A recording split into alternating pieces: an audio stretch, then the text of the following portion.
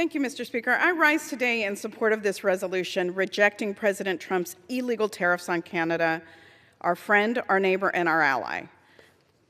The truth of the matter is the arguments on the other side of the aisle are to distract. The vast majority of fentanyl that comes into the United States comes from China and comes in via boats in our ports of entry.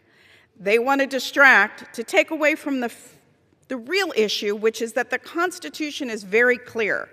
The power to levy tariffs and regulate trade belongs to the Congress, not to the President. And yet too many in this body are willing to give up that authority because President Trump demands blind loyalty from them. The fact is, we already have a trade agreement with Canada. President Trump negotiated it, and this body ratified it. And there is a lawful review process that goes into effect next year to find ways to improve it.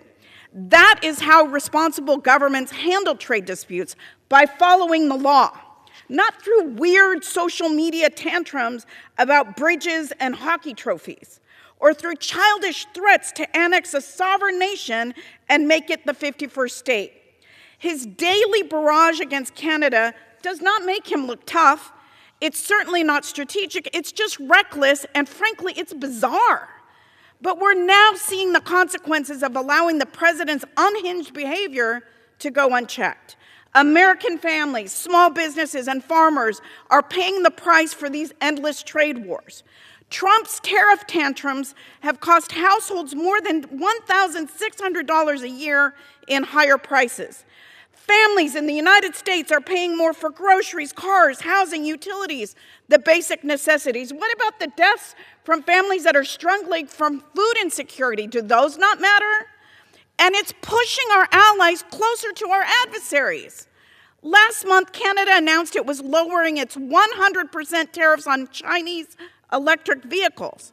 Those tariffs were imposed in coordination with the United States during the leadership of the Biden administration. That cooperation strengthened our position against China.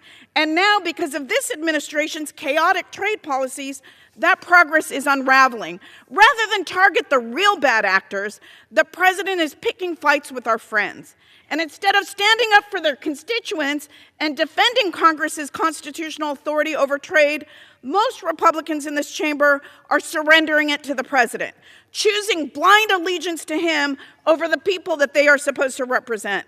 I commend the few Republicans who have the courage to break with the president and join with Democrats to force this vote. Reasserting our constitutional authority over trade should never have been a partisan issue. I urge my colleagues to support this resolution. Let's restore sanity and stability to our American trade policy.